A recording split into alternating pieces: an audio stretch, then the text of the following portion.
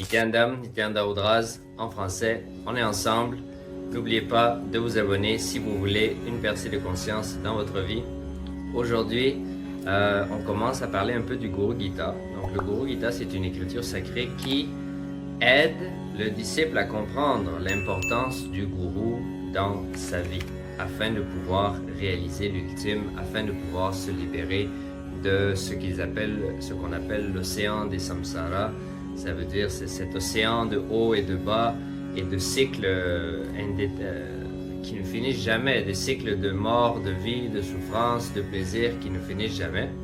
Et donc la relation avec le gourou, c'est ultime et c'est hyper important afin de pouvoir sortir de cet océan de samsara et réaliser l'âme, réaliser Paramashiva ou ce qu'on appelle l'illumination.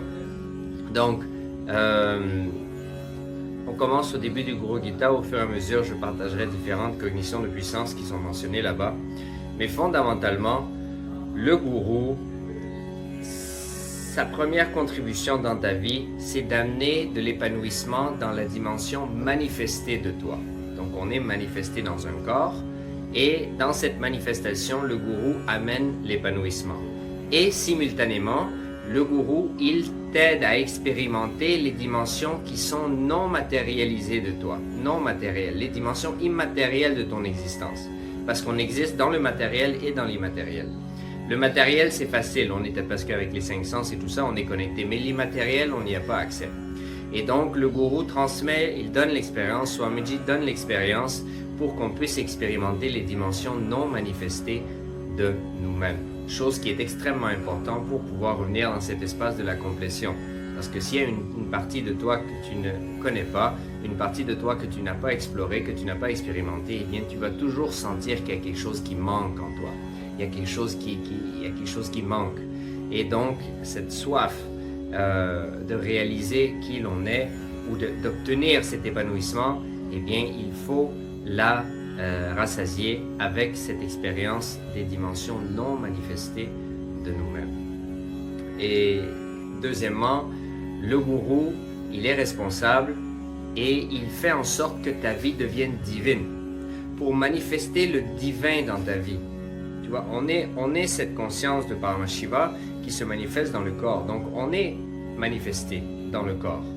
Et donc, il faut amener cette expérience de la divinité dans le corps.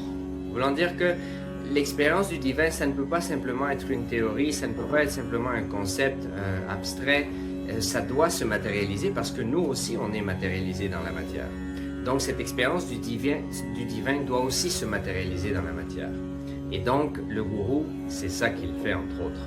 Le gourou, il amène Paramashiva dans la matière et il te permet d'entrer en relation avec Paramashiva. Donc la relation du gourou et du disciple est la relation la plus importante dans le monde, dans l'expérience humaine.